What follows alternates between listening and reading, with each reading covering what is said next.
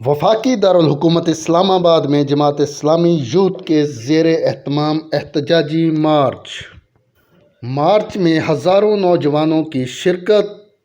نوجوانوں کا وزیر اعظم سے 1 کروڑ نوکریاں دینے کا مطالبہ۔ بے روزگار نوجوانوں کا علامتی طور پر ڈگریاں جلا کر احتجاج۔ یوتھ مارچ کے شرکاء سے خطاب میں امیر جماعت اسلامی پاکستان سراج الحق نے حکومت کو آڑے ہاتھوں لیا۔ میرے سامنے شائن صفت نوجوان موجود ہے۔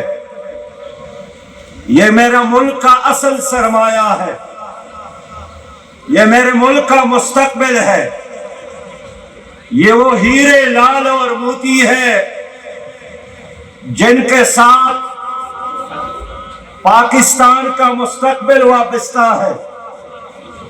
آپ امید کی شمع ہے۔ میں نے آج آپ کو اس لیے بلایا ہے کہ ڈگریاں جلانے کی ضرورت نہیں ہے۔ ظالموں کے،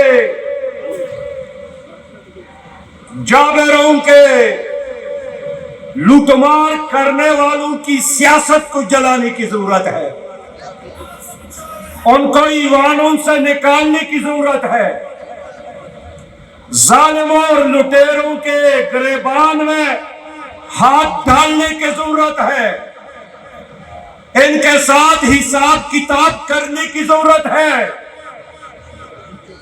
آپ نے ڈگریاں جلا کر اور یہاں اپنے غم اور غصے کا اظہار کر کے اس بات کا ثبوت دیا کہ حکمران نوجوانوں کو مایوس کر گئے ہیں۔ آپ سے بات کرنے آیا ہوں کہ پاکستان قائم رہے گا اور قیامت کی صبح تک پاکستان قائم رہے گا، اور ان کرپٹ مافیا کے ایجنٹوں کو، لوٹ مار کرنے والے حکمرانوں کو، ملکی نظریہ اور جغرافیہ سے غداری کرنے والے حکمرانوں کو، کشمیر سے غداری کرنے والے حکمرانوں کو ہم انشاءاللہ ملک سے بھگا کر دم لیں گے۔ امیر جماعت اسلامی نے اسٹیبلشمنٹ کو بھی کھری کھری سنا دی۔ یہ فوجی گملوں میں بڑے ہیں اور بڑے ہیں۔ آج اس حکومت کے بارے میں اتنا ہی کہنا چاہتا ہوں کہ یہ حکومت بھی اسٹیبلشمنٹ نے مسلط کی ہے، اور گزشتہ حکومتیں ہو وہ بھی اسٹیبلشمنٹ نے مسلط کی تھی۔ اور آج میں اسٹیبلشمنٹ سے بھی بات کرنا چاہتا ہوں کہ آپ کو بہت پریشانی ہوتی ہے کہ جب کوئی جلسے میں، سٹیج میں اسٹیبلشمنٹ پر تبصرہ کرتے ہیں، ایک پاک فوج سے ساری قوم محبت رکھتی ہے، لیکن پوری قوم کا یہی مطالبہ ہے کہ پاک فوج اور اسٹیبلشمنٹ کو غیر سیاسی ہونا چاہیے۔ جرنیلوں نے جس آئین کا حلف اٹھایا ہے، اس حلف کے مطابق اس کو غیر جانبدار رہنا چاہیے۔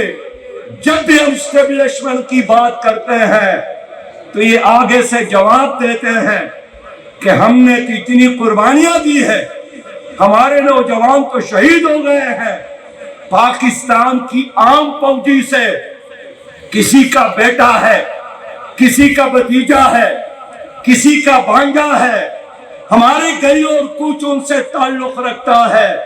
ان کا خون پوری قوم کا خون ہے، ان کی شہادت پر پوری قوم فخر کرتی ہے، لیکن ہمیں گلہ ہے ان جرنیلوں سے جو اپنی ذاتی مفادات کے تحت کبھی حکومتوں کو لانے اور کبھی گرانے کا کاروبار کرتے ہیں۔ اسٹیبلشمنٹ کا مطلب پوری فوج نہیں ہے، اسٹیبلشمنٹ کا وہ حصہ جنہوں نے 70 سے لے کر آج تک پاکستانی قوم پر من پسند لوگوں کو مسلط کیا، جنہوں نے جغرافیہ کے ساتھ بھی غداری کی، جنہوں نے نظریے کے ساتھ بھی غداری کی۔ میں ایک محب وطن پاکستانی کی حیثیت سے، اور آپ مجھے کوئی تانا نہیں دے سکتے، اس لیے کہ پاکستان جب ٹوٹ رہا تھا اور جنرل نیازی جنرل اروڑا کے سامنے اپنا ریوالور پیش کر رہا تھا تو میرے 10,000 نوجوانوں نے پاکستان بچانے کے لیے جام شہادت نوش کی۔ میرے کارکنان کو انڈین فورسز نے بنگلہ دیش میں پکڑ کر زندہ جلائے ہیں، ان کو گاڑیوں کی پیچھے باندھ کر 50 کلومیٹر گھسیٹ کر انہوں نے قربانیاں دی ہے۔ اس دوران بھی کہ جب جنرل اروڑا ہنس رہا تھا اور جنرل نیازی اپنا ریوالور خالی کر رہا تھا تو میرا کارکن لڑ رہا تھا پاکستان کے لیے، پاکستان کے سبز ہلالی جھنڈے کے لیے، پاکستان کے نظریے کے لیے۔ اس لیے میں نصیحت کرنا چاہتا ہوں کہ فوج اسٹیبلشمنٹ غیر جانبدار رہے، اسی میں تمہاری عزت ہے، اسی میں تمہاری طاقت ہے، اسی میں تمہاری اور اس ملک کی بقا ہے۔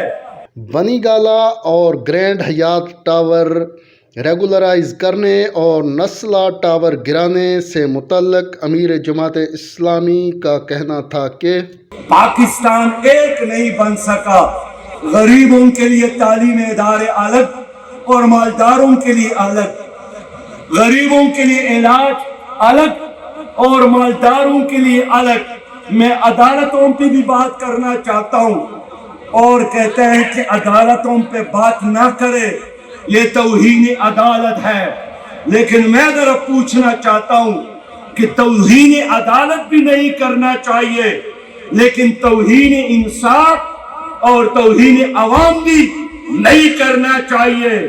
پاکستان کے لوگوں، اسلام آباد میں بھی ایک ٹاور تھا، 40 منزلہ ٹاور تھا، غیر قانونی زمین پر حیات گرینڈ حیات ٹاور وہ سامنے کھڑا ہے، یہ بھی غیر قانونی ٹاور ہے، لیکن اس کو اس لیے ریگولرائز کیا کہ اس میں ایک پلیٹ جج کا ہے، ایک وزیر اعظم کا ہے، ایک کسی اور بیوروکریٹ کا ہے، وی آئی پیز کا ہے۔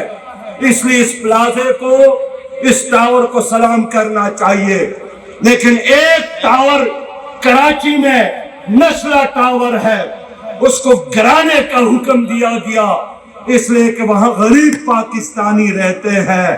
تو دو ہے پاکستان یا ایک ہے پاکستان؟ میں ایک پاکستان کی بات کرتا ہوں۔ آج کراچی کے مسائل پر، کراچی کے حقوق کے لیے جماعت اسلامی کے امیر، کراچی کے امیر حافظ نعیم الرحمان صاحب لڑ رہے ہیں۔ میں کراچی والوں کے ساتھ کھڑا ہوں، کراچی لاوارث نہیں ہے، پوری قوم کراچی کے ساتھ کھڑی ہے۔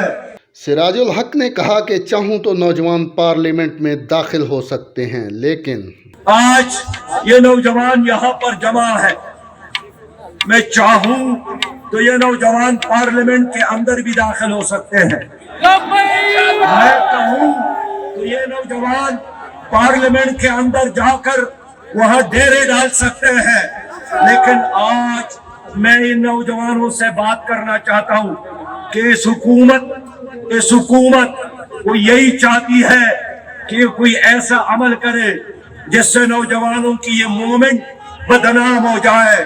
اس لیے ہم یہاں انقلاب چاہتے ہیں، لیکن وہ انقلاب وہ ووٹ کے ذریعے چاہتے ہیں، وہ بیلٹ باکس کے ذریعے چاہتے ہیں۔ میں قوم سے اپیل کرنا چاہتا ہوں کہ اپنے بچوں کے مستقبل کے لیے ایک چانس جماعت اسلامی کو دے، اور جماعت اسلامی کے علاوہ اور کوئی چوائس بھی نہیں ہے۔ احتجاجی مارچ کے شرکاء سے جنرل سیکرٹری جماعت اسلامی پاکستان امیر العظیم، نائب امیر جماعت اسلامی پاکستان میاں محمد اسلم، صدر JI یوتھ زبیر گوندل، امیر جماعت اسلامی شمالی پنجاب ڈاکٹر طارق سلیم، امیر جماعت اسلامی جنوبی پنجاب محمد جاوید قصوری نے بھی خطاب کیا۔